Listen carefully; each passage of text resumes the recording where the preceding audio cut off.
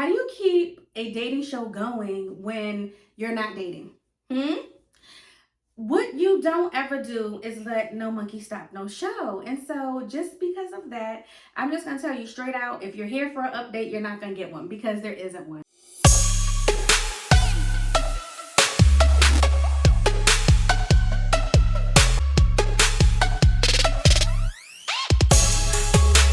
So, if that's what you're here for, go ahead, log out, and thank you for tuning in. Just like it and come back, on, what are we in, January? So come back on the 31st to see if there's another update. What I did say is that I will update this particular series the 15th and the last day of the month. And so we're in January and the last day of the month is the 31st. So we'll see what happens between today and the 31st. This is actually being filmed on the day, y'all. So y'all know I'm a last minute mommy. However, and it's a big however, I have been doing a lot of behind the scenes things, and this is just what it is. So you're honestly getting a true, up to date, accurate,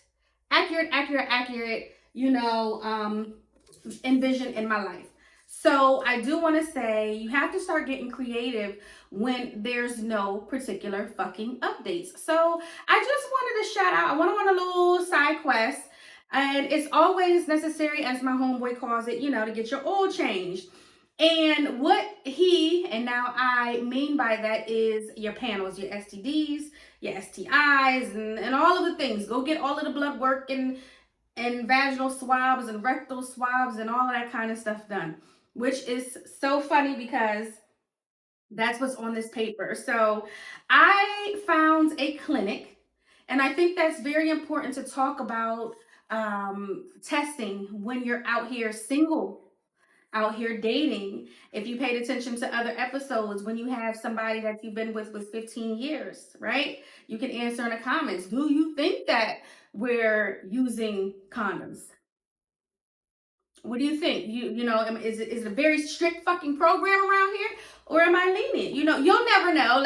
Let's see what the people have to say. But I think it's very important to get your oil changed. And so, because it is the top of the year, I did go to NovaSalud, and I was able to get a damn near full panel screening for free. Now, I will say that they told me that my labs will come back in 5 to 7 business days. My labs came back in 2 days. And I went to the doctor's on January 13th.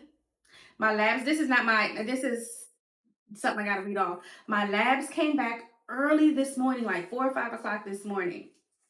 So I'm just gonna read off to you what I had done. So they did hepatitis C, hepatitis B, syphilis. It was a vaginal swab. We're going to talk about that. It was a oral swab. They did next sheet, and chlamydia and gonorrhea and HIV. And yeah, these are just, so a lot of these are doubled and tripled up simply because sometimes I guess they'll do a rapid test. And so there's a lot of stuff that's on here. And I did not do rapid tests. I gave up 4 vials of blood. I did, like I said, oral and no rectal, and I did a vaginal swab. So I conducted the vaginal swab on myself there, and they tell you how to do everything. It's no different than when you go to the doctors and you pee in a cup or you shit in a bucket, whatever. Sometimes people have to, let me be a lady, sometimes you have to use the bathroom in a little bowl and give them their sample or whatever. But I want to say that when I walked in, I was greeted. There's some, like, 3 different iPads when you first walk in. There's someone sitting at the desk. There it is, you could tell, a predominantly Spanish speaking environment. However, me being Black, African American, I wasn't treated any different. I actually had immaculate fucking service, and I was treated amazing. There was not any judgment when I walked through that door. There was no judgment when they sat me in that room, in that examining room. There was no judgment when I left. They asked me, did I need condoms? And I honestly didn't take any. I do not personally like latex condoms. They make me smell. I can smell like latex, or not like, oh, bitch, you boofing, but it smells like, oh, okay, well, something foreign in my body, right? So I'm not really a latex mommy. I keep my own condoms on hand. So with all my results coming back, I will say, of course, all green, cleared the board, but we knew that because I am a very safe individual. I am very particular about who I have sex with, what it's looking like, and the things that we're doing. I had a friend, well, have a friend now, someone in the past that I dated, and we just decided to be friends. And he told me, like, later in our friendship relationship, that he was like, you're like one of the only ones that pressed me out to go get tested. And I was like, yeah, like, a lot of men don't get tested, and they rely on the women around them that they're having sex with to go to the doctors and maintain their health, which is so fucking odd to me. Like, gentlemen, let's do better, right?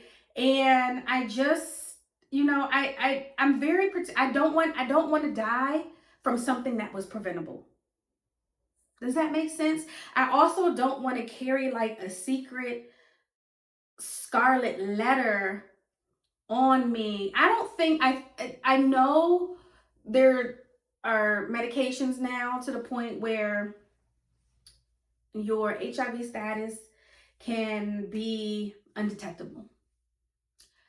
I just don't think that if I was diagnosed that I would be able to have sex again. I can see how that can be life-changing and not in a positive way. What I noticed is that these younger generations do not have the scare tactics that our generation, in a few years, I'll say about 10 under me, had. And I won't even say 10. I'll say maybe 5. They were not there for the AIDS and HIV epidemic, the commercials, the lives that were lost, and the families that were affected by these diseases. And I believe that my generation was traumatized. I can't tell you how many fucking abortion videos that I've seen from health ed. I can't tell you how many documentaries, HIV/AIDS documentaries that I've seen, and people die from these illnesses where people want to say, oh, it was the flu, because the family doesn't want to admit to the actual reason why a particular person died. We're going to pause there. And we're going to get back to my experience at NovaSalud, but I wanted to go on this field trip to let it be known that even at my big age, this still, of course, it's like, I did this for 2 reasons. One, sometimes you need to get rapid results. Just because I didn't do rapid results doesn't mean you can't get rapid results done. Okay? Secondly, sometimes there are people in situations, and you have to think about people in situations outside of yours, your norm, your circle. There are some women that are on their significant other's health insurance, and you never know what's going to come back, what's going to come back in the mail, what will be billed. And this is a safe space for women to go and get tested without anybody knowing. Rapid and, you know, I don't want to say regular way, but rapid and non-rapid, basically. I think it's very important as I date for people to understand that although I am open with what goes on in my life, and I know this terminology is being overused, it's a very fucking strict program over here. You have to have clean dick, babe. It has to be very fucking clean. And because of the amount of cheating that goes on, because of the amount of bisexual activity on men's behalf that goes on, I think it's very important to know, if you're watching this now, and again, you know, I create a lot of content that is timeless, and in the future that you have somewhere safe to go. And although I don't have any funny stories this time, although I don't have, you know, a big update, this is still very fucking important. I will say, if you stayed this long, I did give a few people my number. They never called. I'm not even sure if I talked about this other person. I think that I did on my last episode, when, you know, people just text you anything and it doesn't mesh well. And it's not even like anybody has to kiss my ass, but at the beginning of anything, I feel that you need to be on the phone with me so you can learn how I speak, you can learn my humor, you can learn me, and I can hear if you can keep a conversation going. A lot of men can't keep conversations going. I think it's important that when you first start talking to someone leading up to a date, that you learn their tone. And that wasn't happening with these gentlemen, and that's okay. I do remember telling a few people that I was out, of course, at a go-go. What should I expect?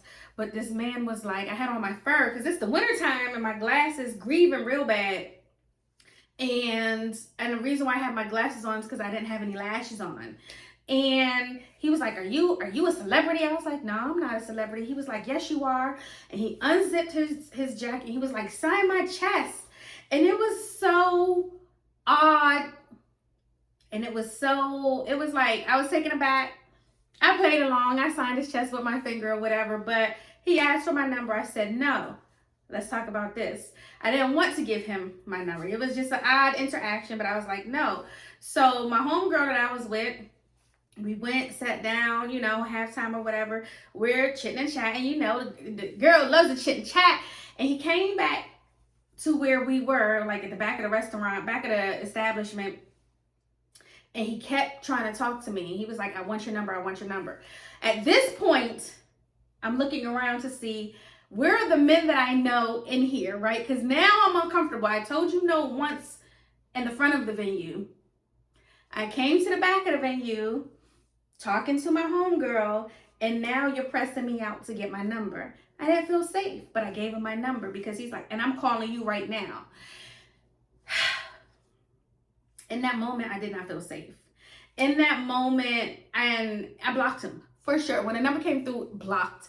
But if you're a man that's watching this, and there's ever conversations with your mans and them, ask have they ever pressed a shorty out for a number, and I'm pretty sure they're gonna say no. But if you fuck with me,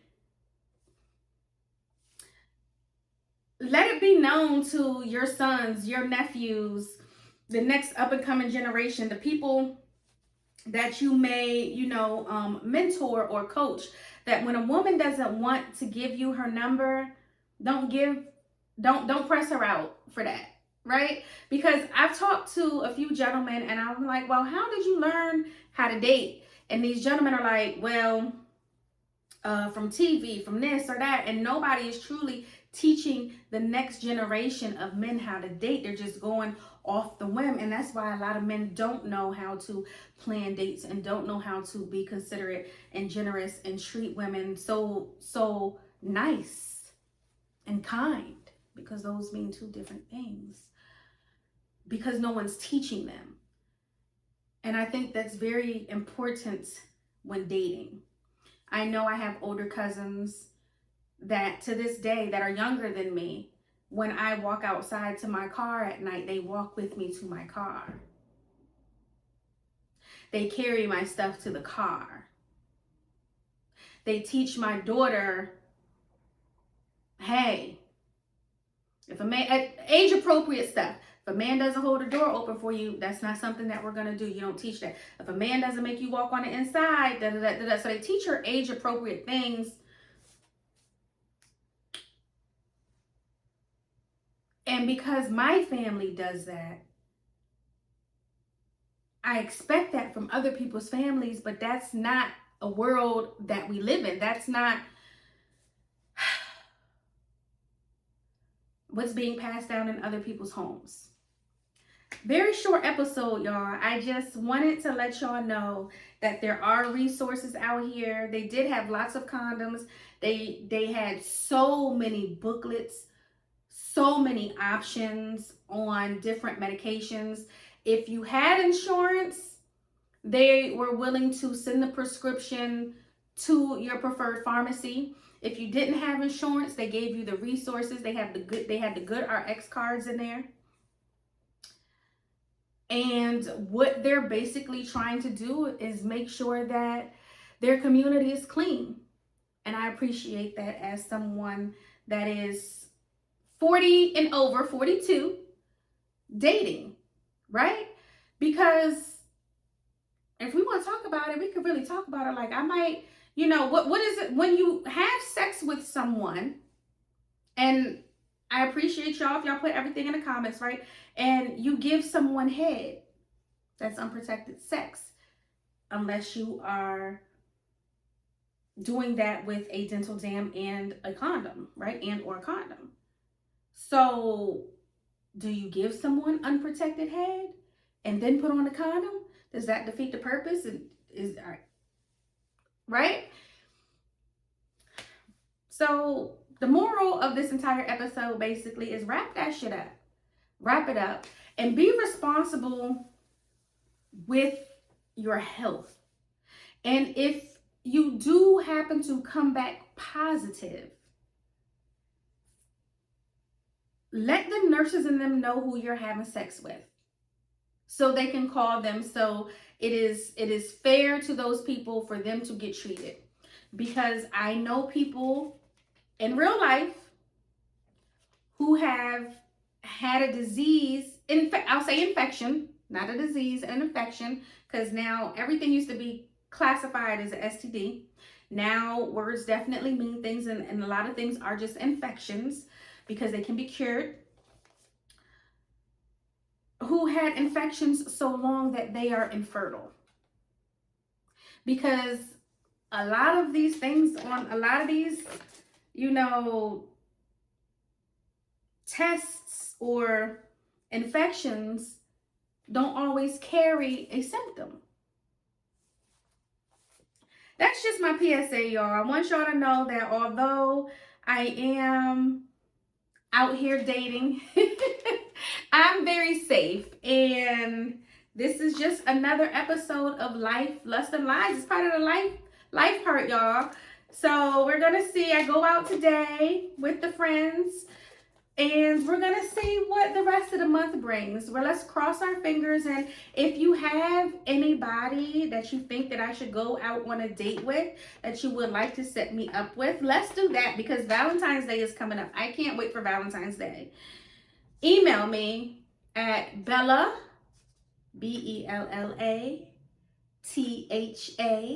It's going to be in the description. It's everywhere, honestly.